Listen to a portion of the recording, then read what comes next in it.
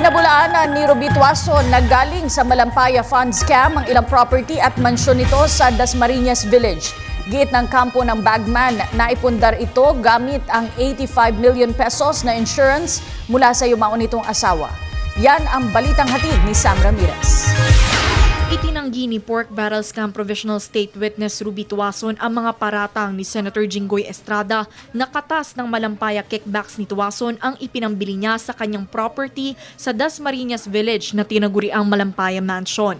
Ayon sa pahayag ni Tuason na ipinadaan niya sa kanyang Attorney Dennis Manalo, mula sa 85 million pesos worth of insurance ng yumaon niyang asawa ang ipinambili niya sa nasabing property.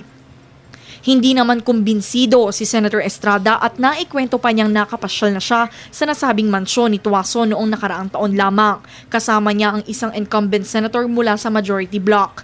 Dagdag pa ng senador, hindi pipitsugi ang mga gamit sa loob ng bahay ni Tuason. That house is more than 100 million, more than even 200 million.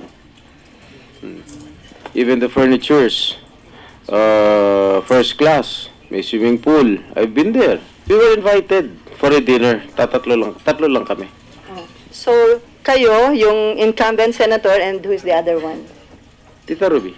Samantala, tiniyak naman ni Senate Blue Ribbon Committee Chairperson Teofisto Gingono III na muli nilang iimbitahan si Ruby Tuason para sa investigasyon ng Malampaya Fund Scam. Ngunit sa kasalukuyan ay wala pang schedule kung kailan ito mag-uumpisa.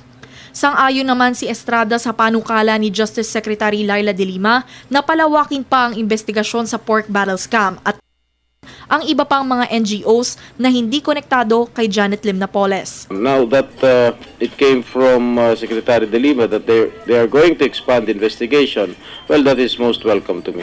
From the very start, dapat hindi lang yung kay Napoles NGOs ang inimbestigahan nila. Para sa Telebisyon ng Bayan, Sam Ramirez.